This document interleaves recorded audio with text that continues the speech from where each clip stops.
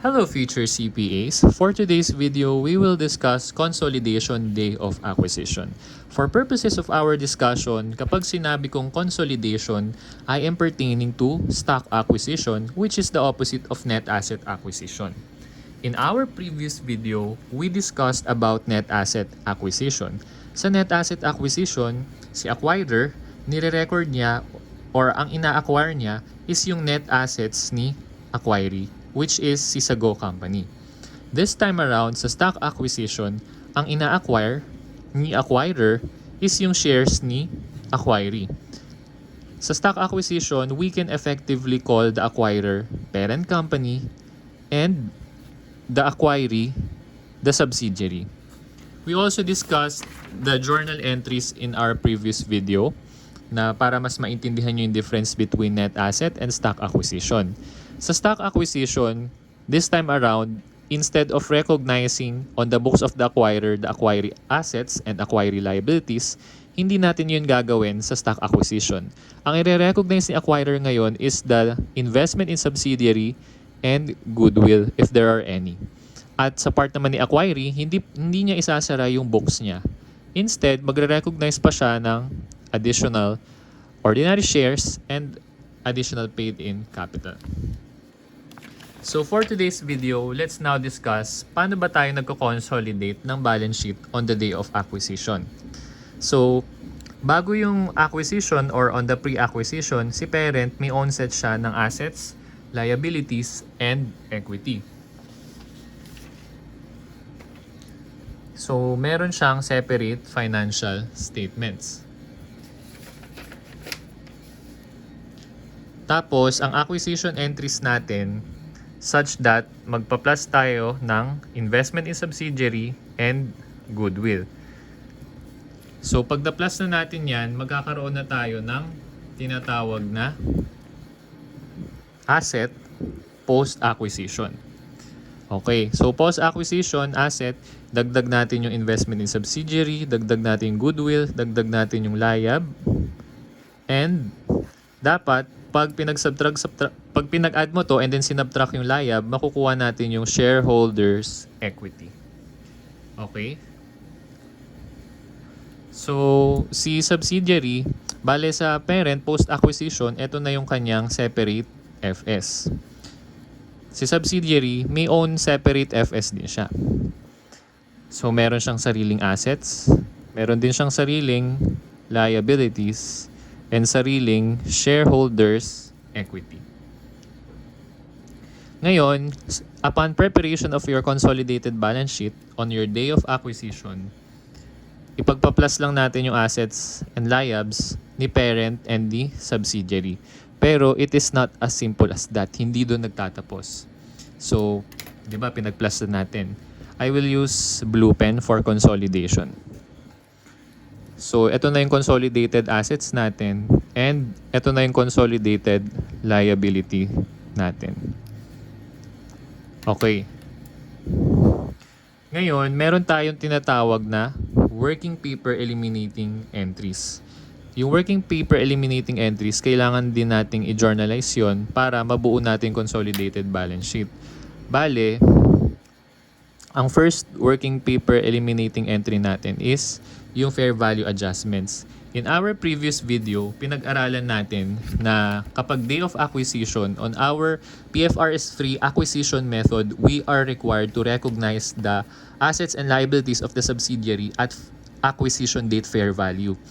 So, kung merong pagtaas ng asset or pagbaba ng asset and subsequently sa liabilities, kailangan nating adjust. So, ang first working paper eliminating natin is plus minus fair value adjustments. Okay, so next naman natin na eliminating entry is i-eliminate natin yung shareholders equity ni subsidiary. And pangatlo, dapat mag-recognize tayo ng goodwill. Okay? So, mamaya, i-detail natin yung ano ba yung tatlong journal entries na yan. Okay? So, i-detalye na natin. So, ang journal entry natin sa acquisition entry, lalagyan ko na lang dito ng 0.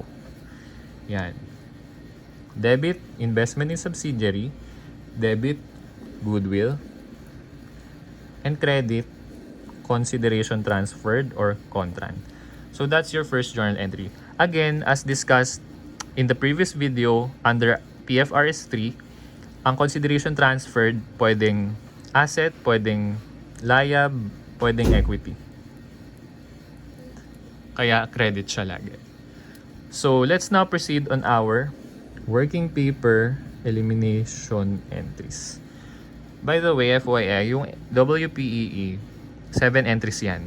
Pero sa day of acquisition, 3 pa lang i-discuss natin. Yung natitirang 4, subsequent to day of acquisition yun.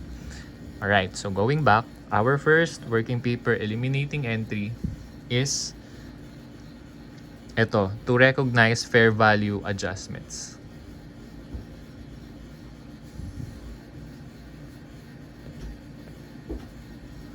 To recognize fair value adjustments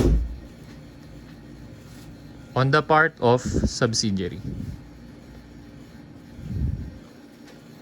So, ang journal entry natin dyan is depende kung undervaluation or overvaluation.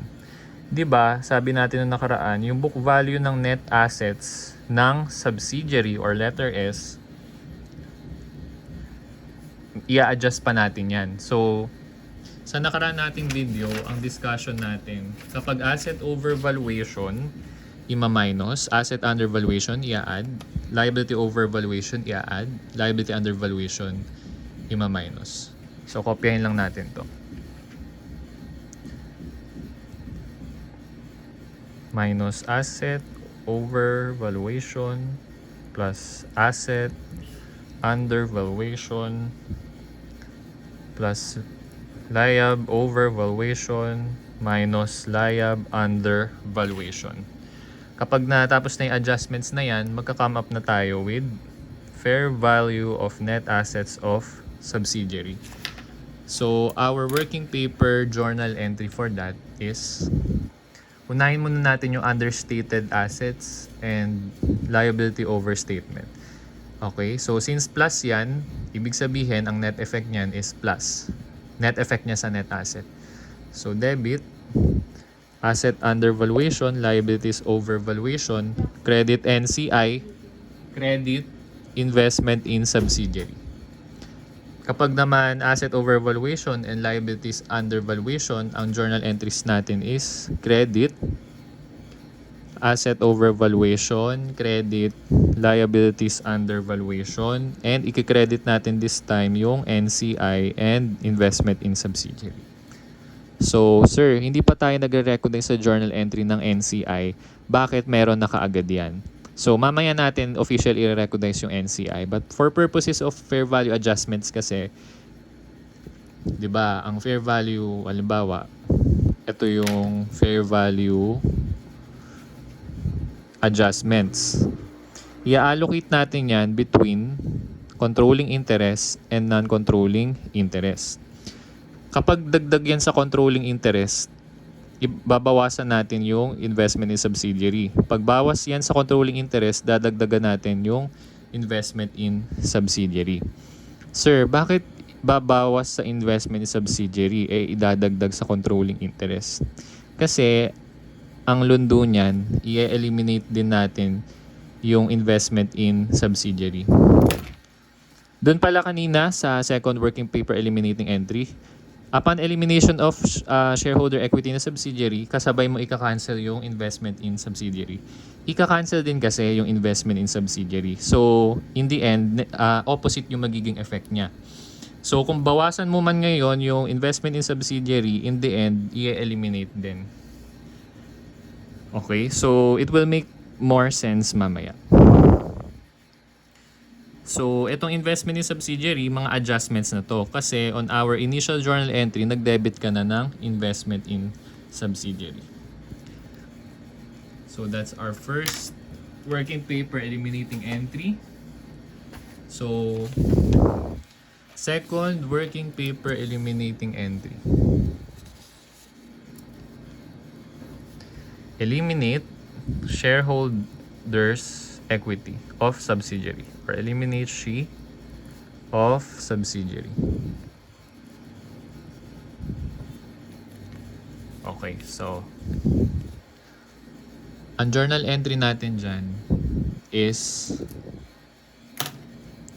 debit shareholders equity, credit investment in subsidiary, credit NCI.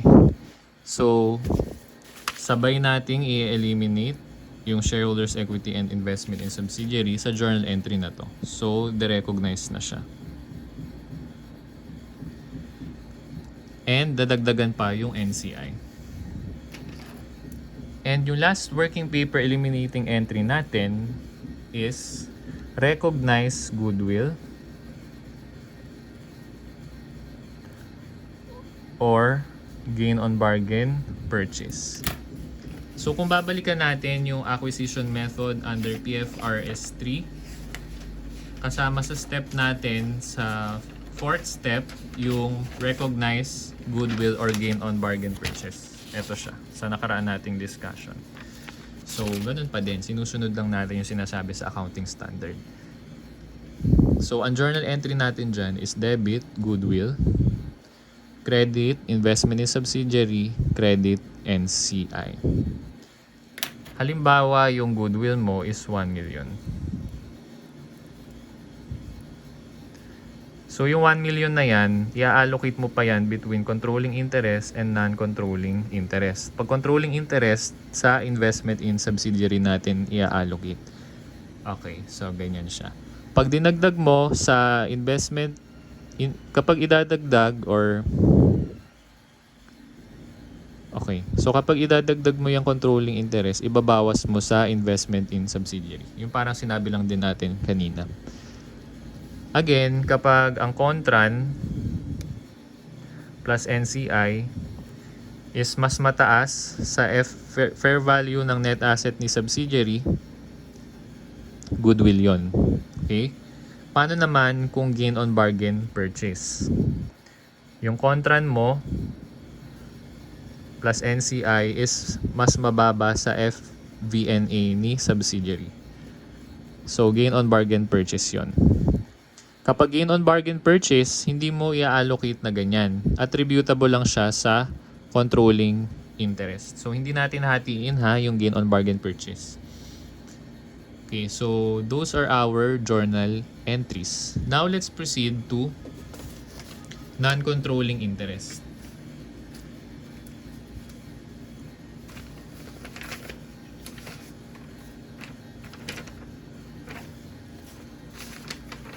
Pero bago pala yun guys,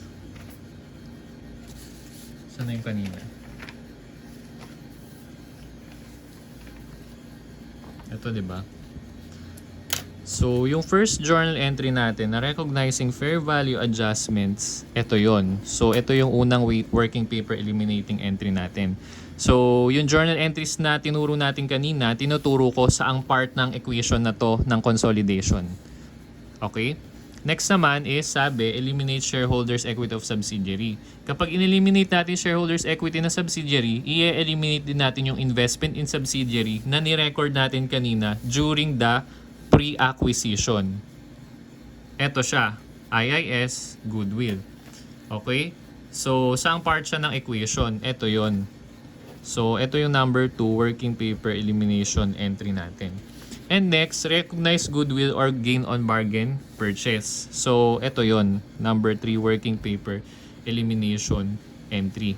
Kaya, magkakaroon ka na ng consolidated assets, consolidated liab, and hopefully, mag-equal yan dun sa shareholders equity mo.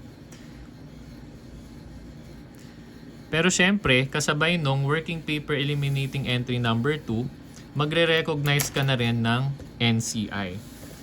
Kaya, dito, shareholders equity plus NCI. So, pag pinag-minus mo itong dalawang to, mag-equal siya sa total ng shareholders equity ni parent during post-acquisition and non-controlling interest. Yan. So, naglalagay tayo ng non-controlling interest para balanse pa din yung accounting equation. So, this is part of Second, working paper eliminating entries. Okay?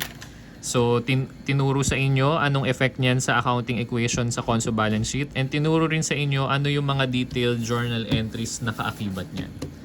Okay? So, para mas ma-appreciate nyo to, lagyan natin siya ng numbers. So, dito ko na lang gagawin.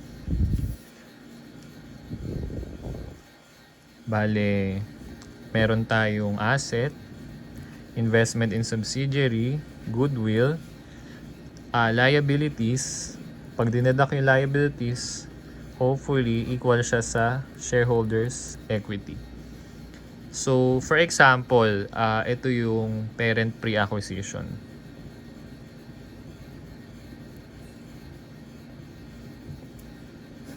So, for example, ang assets is 7 million. Ang investment subsidiary mo, 0 pa yan kasi nga pre-acquisition, di ba? Ang liabs, 1,500,000.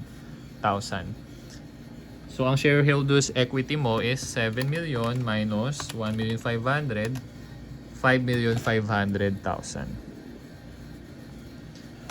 Yan. Tapos, nagkaroon ka ng acquisition. So, meron ka ng parent post-acquisition. Tapos, subsidiary or sub na lang. Then, dito yung conso. So, i-discuss natin bakit ba kailangang mag-recognize ng NCI. Para saan ba yan? Kasi, sa net asset acquisition, wala naman tayong nire-recognize na non-controlling interest. Dahil, 100% ang ina-acquire natin sa company kapag net asset acquisition. Pero dito sa stock acquisition, since usually less than 100% lang ang ina-acquire natin sa acquiree, nagre-recognize tayo ng tinatawag na non-controlling interest. So for example, ang consideration na binayad natin to acquire the acquiree is 2 million. Yung consideration transferred natin or contran, kunyari na lang ang consideration natin is asset natin. So, magma-minus tayo this time ng 2 million. So, minus 2 million. Yung 2 million na consideration transferred mo, i-recognize mo yan as investment in subsidiary. So, mag-a-add ka ng account title sa books of account mo. And then, for example, ang goodwill natin is 1 million.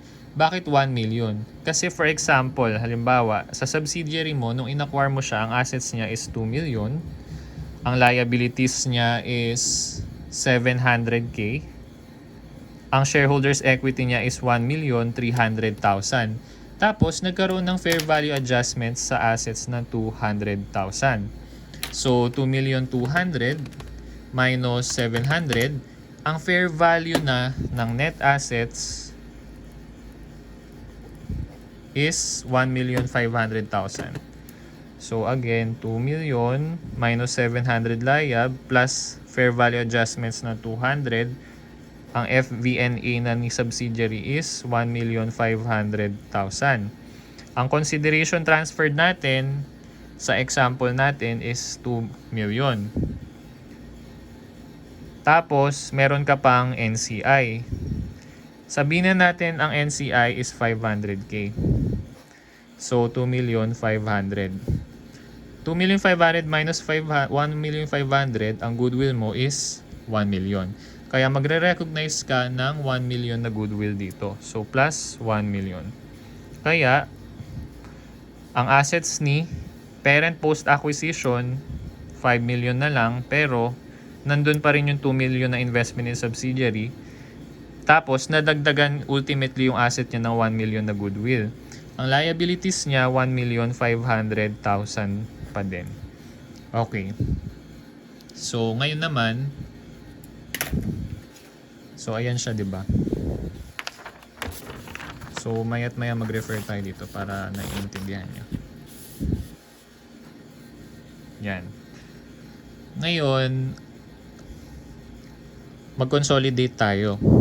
So, sa consolidation, ipa-plus natin yung assets and yung liabs ni parent and subsidiary. So, 5 million plus 2 million plus 200,000, that's 7,200,000. 1,500,000 plus 700, 2,200,000. Okay, so sabi, yung investment in subsidiary, eliminate na natin yan. Pati yung shareholders equity ni subsidiary. Ang i-add lang natin is itong 5,500,000 dito. So 5,500,000. So let's yung goodwill pa pala. Yung goodwill carry over lang dyan. So let's check kung equal siya sa 5,500,000. 7,200,000 plus 1,000,000 minus 2,200,000, 6 million. So, ang consolidated net assets natin is 6 million. Kaso, hindi siya equal sa 5,500,000. Kailangan mag-equal yan. Kaya ngayon, nagre-recognize ka ng NCI. Kasi, kapag hindi ka nag-recognize ng NCI, magkakaroon ng imbalance between your net assets and equity, which is dapat equal lang. Kasi same amount lang dapat lagi ang net assets and shareholders equity. Kaya ngayon, magpa-plus ka ngayon ng 500 na NCI. So, ibig sabihin, kung ano yung amount ng net asset, yun dapat yung magiging amount ng shareholders equity natin. So, sino mag-a-adjust? Ang mag-a-adjust ngayon si shareholders equity. Paano siya mag-a-adjust? Magdadagdag siya ng NCI. Okay? Sir, bakit merong NCI? So, itong 5,500 shareholders equity to ni parent company. So, bakit ba may NCI? Ganito yan. Nagko-consolidate ka, di ba? For example, in-acquire mo lang is 80%. So, ibig sabihin, sa company, meron ka pang 20% na hindi na-acquire. Pero dahil na-acquire mo na yung 80%, according to PFRS 3, nagkakaroon ka na ng control sa company. Kaya, sa consolidated balance sheet mo, i-recognize mo na 100% ng assets ni subsidiary and 100% ng liabilities ni subsidiary. Bakit 100%? Di ba dapat i-times natin yan sa 80%? Hindi nga. Kasi, as we said on our previous video, halimbawa dun sa assets ni Sago Company, yung sealer machine, hindi mo naman pwedeng hatiin yan. Yung 80% lalagariin nyo para hati kayo ni subsidiary. Yung shaker, blender, that's impossible. Ina-assume natin yung control, kaya 100%, it is as if 100% ang in-acquire natin na assets and liabilities. Kasi 'di ba kapag nagkakaroon ng meetings sa corporations, the only requirement to approve a business decision is usually majority of ordinary capital stock. Tayo hindi lang majority, 80% na ang hawak natin. Kaya whatever business decisions na pagbotohan, parang tayo na rin yung nagde-decide. Kasi nga, madali lang nating ma-control yung operating and financing decisions ni subsidiary dahil we are already holding 80%. No? So hindi kailangang 100% kahit 'di ba 51% at the very least lang, 'di ba? So ina-assume na natin 100% ng assets and liabilities ni subsidiary kasi parang tayo na rin 'yan. Kumbaga, whatever decision gusto natin sa assets and liabilities na 'yan, kaya na nating gawin kasi nag-a-assume na tayo ng control. Okay? So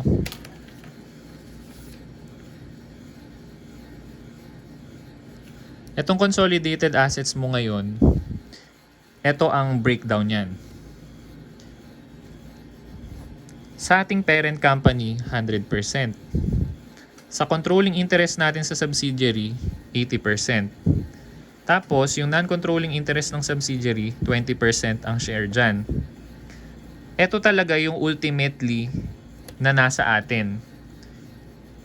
Etong non-controlling interest ni subsidiary, ibang tao ang may-ari. Pero nire-recognize na rin natin sa books natin kasi nga may control tayo over those aggregate amount of assets. Again, it constitutes business. Okay, tapos etong liabilities din, ganun din. So pag-aari natin 100% niyan. Sorry, yung part ng parent, no? So yung assets dyan ng parent which is 1,500,000, 100% pag-aari natin. Itong liabilities, ito liabilities to ha. Itong liabilities sa subsidiary, ang pag-aari natin dyan is 80% lang. So, controlling interest ang tawag doon, 80%. Yung 20% sa non-controlling interest. Ito lang yung ultimate na pag-aari natin. Pero ito, i-recognize na din natin sa books natin kasi we are assuming control. Okay? And para mabalansin mo yung accounting equation, nagre-recognize tayo ng NCI. Okay? Sa formula natin ng, di ba ang formula natin, consideration transferred plus NCI equals FVNA ni subsidiary plus goodwill. Ang consideration transferred natin is 2 million. Ang NCI natin is 500. Dapat equal siya sa FVNA ni subsidiary, which is 2,200,000 minus 700, that's 1,500,000, plus goodwill, which is 1 million. So, 2,500,000, 2,500,000. So, equal siya.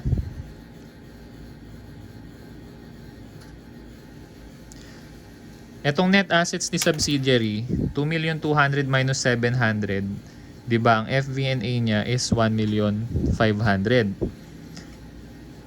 So, ilalagay natin yan sa books natin.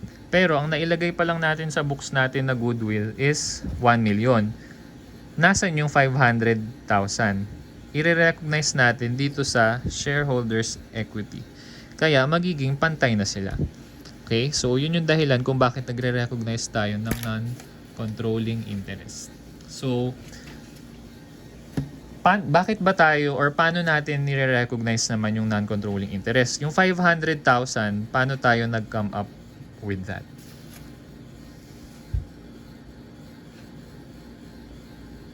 Okay, so magkakaroon tayo ng example.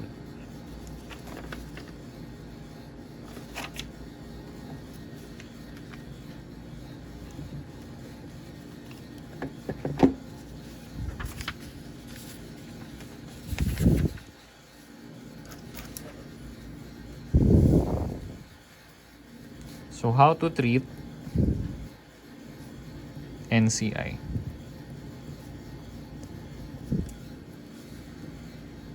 Okay. So, meron tayong dalawang method sa treatment natin ng non-controlling interest kung paano natin i-measure. Or should I say, how to measure NCI? Una, meron tayong fair value. Fair value method. Okay, so kapag sa problems na encounter nyo na yung fair value ng NCI is given,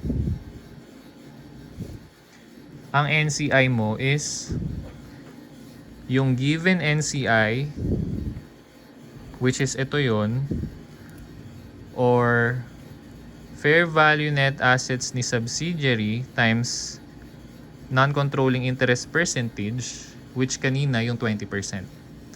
Kung 80% yung in-acquire natin, 20% yung NCI. So, ito yon. Whichever is higher. So, ito naman, madalas, ito yung nagpe-prevail.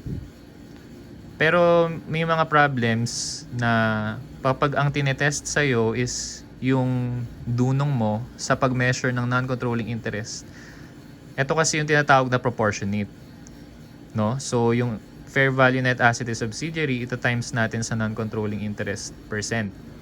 Dapat kasi, laging ito yung mas mataas. Yung fair value ng NCI, kapag fair value method, hindi siya pwedeng mas mababa dito sa proportionate ng fair value net asset is subsidiary. Kasi kapag mas mababa to kesa dito, ito na lang ang magiging final NCI mo. Kaya sinabi natin na whichever is higher. So, may drills tayo mamaya. Malalaman nyo din. Okay, paano naman kung the fair value of NCI is not given?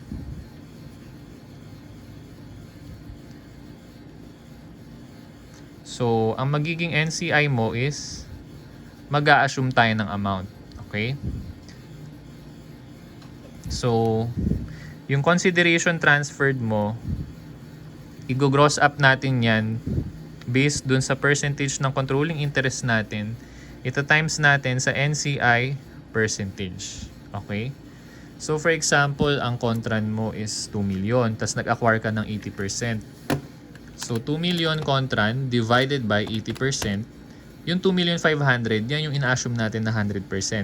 Ito times mo ngayon sa NCI percent. So, kung 80% ang controlling, ang non-controlling, 20. So, times 20%, 500,000. Yung sagot natin dito. I-compare natin yan, of course, dun pa din sa proportionate ng fair value net assets ng subsidiary. So, ito din yon. So, pareho lang yan. Whichever is higher. Nangyayari lang tong eksena na to kapag hindi given yung NCI. Pero pag given yung NCI, yun na yung i-compare natin sa fair value net asset ng subsidiary times NCI, or what we call the proportionate. So that's for the fair value method. Paano naman pag proportionate method?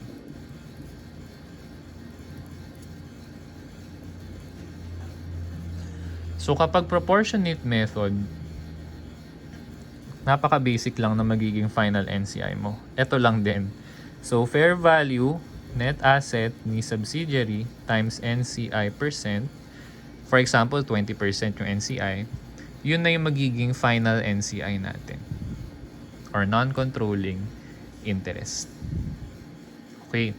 So magbigay tayo ng example.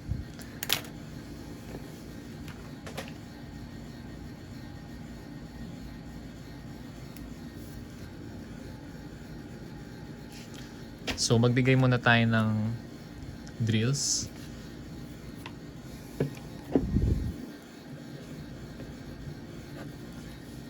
So, ang facts natin is, ang in-acquire is 75%. So, 75% controlling interest. Tapos, ang consideration transferred is 750K.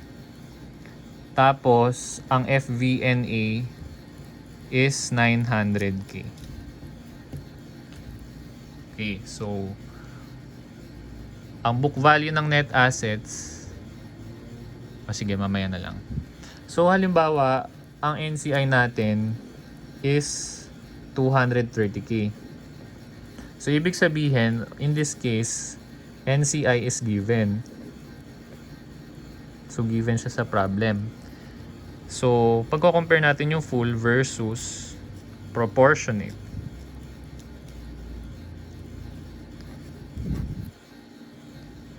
Fair value pala to. Wow, ang galing. Fair value. Yan.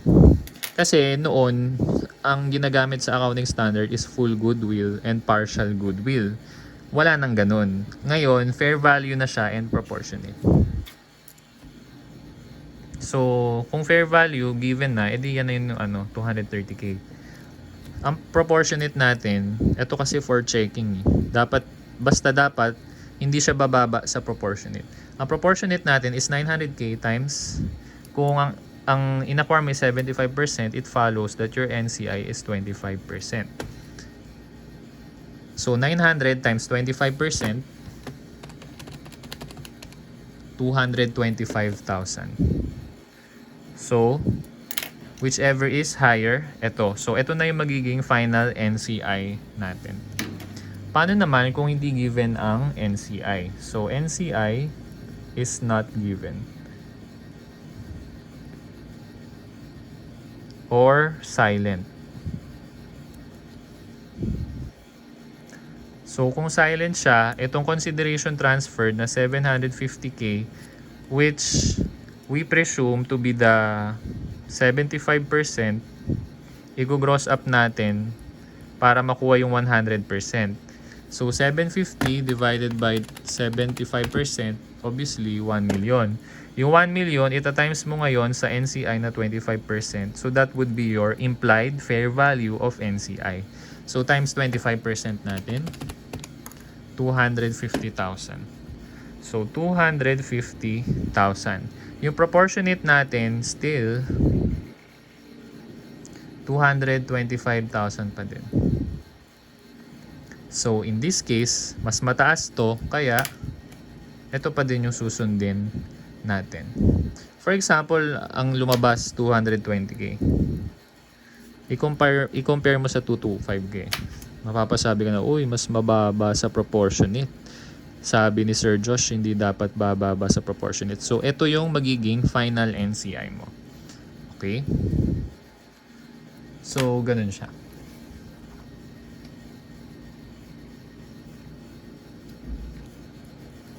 So, paano naman kung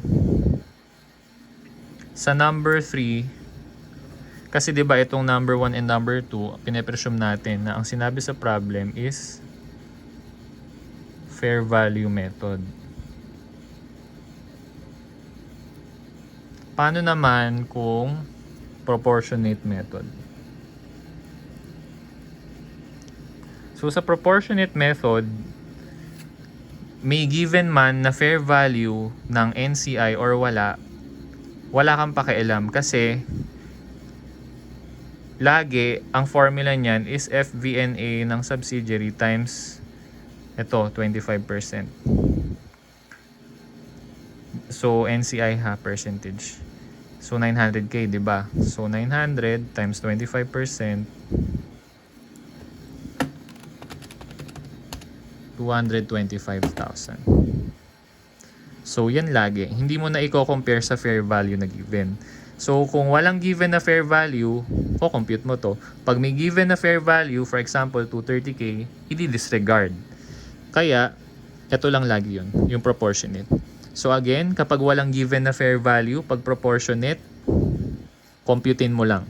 Pag may given na fair value, disregard the fair value, computein mo pa din. Yun pa din yung magiging final NCI mo. So that's how you treat non-controlling interest.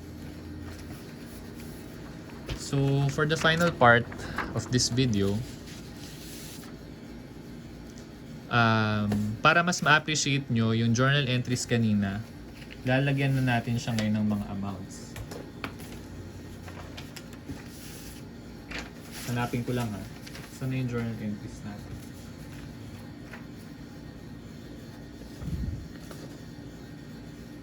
Sige, so gawan muna natin. For example, kung for example, ito yung subsidiary. Ang cash niya, 700. Ang non-cash asset niya, 1,300,000. Ang layab niya, 700. So, 700 plus 132 million minus 700, ang shareholders equity niya is 1,300,000.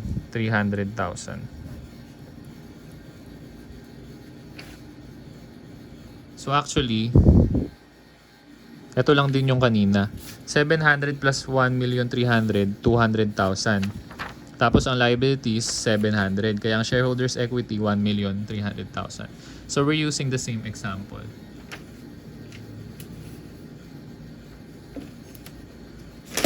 So ngayon, yung journal entries na natin.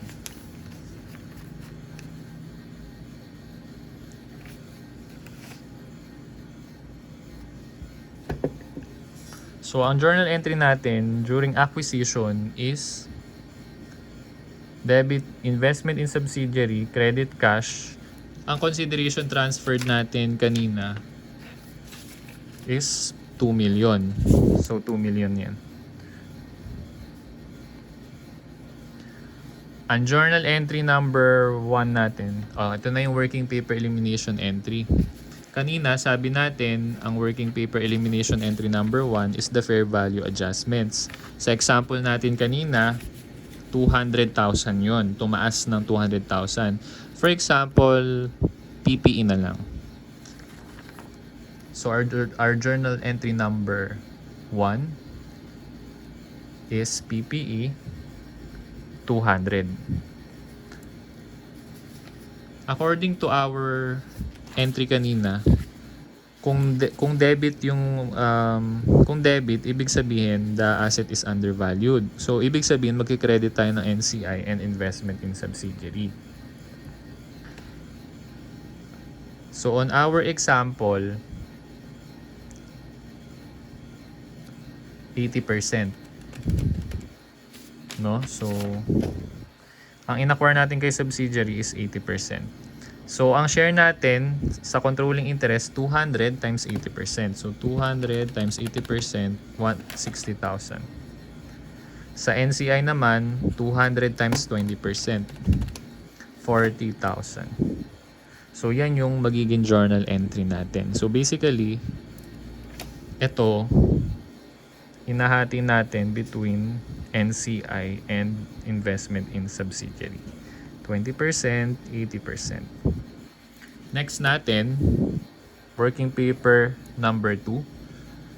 Debit shareholders equity ni subsidiary, credit investment in subsidiary, credit NCI. So, ang shareholders equity ni subsidiary is 1,300,000. So, 1,300,000. Pero maghahati dyan si investment subsidiary and NCI. So, tingnan natin. 1,300,000 times 80%. IIS, 1,020,000. I-minus na lang natin residual. NCI, 260. So, again, our second elimination entry is to eliminate the shareholders' equity of subsidiary. Lastly, number 3. So, sa number 3 natin, sabi, recognize goodwill or gain on bargain purchase. Ang goodwill natin, ito yon, 1 million. Kaya, debit goodwill, 1 million. Credit, investment in subsidiary, credit, NCI. So, yung investment in subsidiary, 1 million, maghahati ulit sila.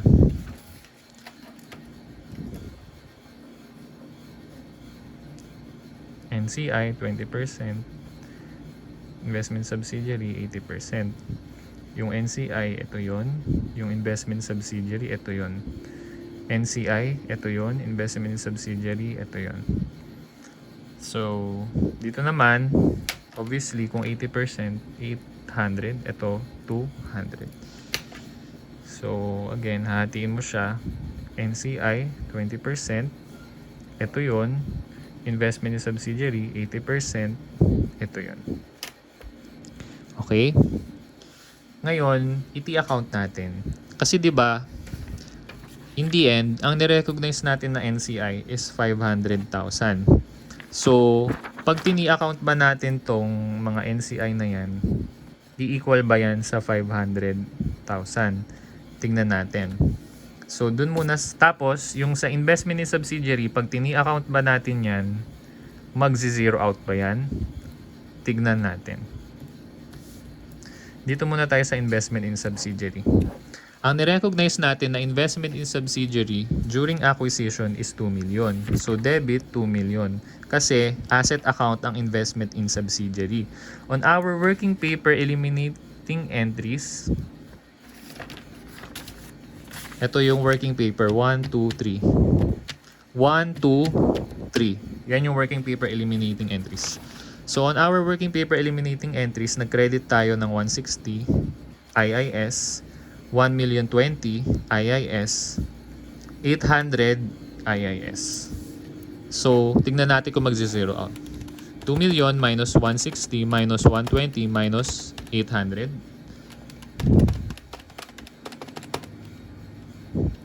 1,020,000 ba to o 1,040,000? Let's check. 1,040,000.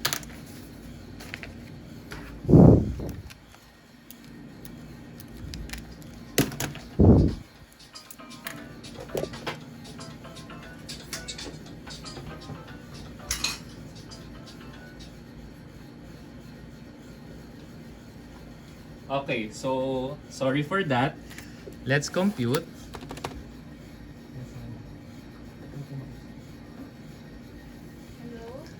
2 million minus 160 minus 1,020,000 minus 800. Yung 1,020,000 magiging 1,040,000 kasi nagkamali ako kanina.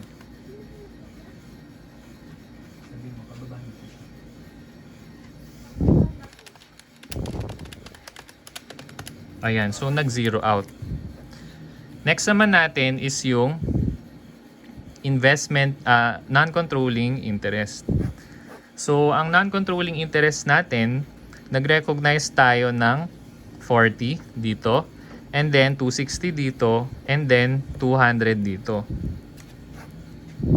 So, 40 plus 260 plus 200, 500. So, actually, yung 500 na yan, eto din yon. So, nag-equal siya sa 500. Tapos, yung investment in subsidiary, in-eliminate natin, nag-zero out nga siya sa ating working paper eliminating entries. So again, your working paper eliminating entries is number 1, the fair value adjustments. Number 2, eliminate shareholder equity of subsidiary. And number 3, recognize goodwill or gain on bargain purchase. Exactly, yan yung mga ginawa natin kanina. Nung nilagyan natin ng amounts, nagkatotoo nga. And nung ginornalize natin, nag-zero out nga siya. So, that's simply the process of consolidation on day of acquisition. Thank you so much and good luck, future CPA.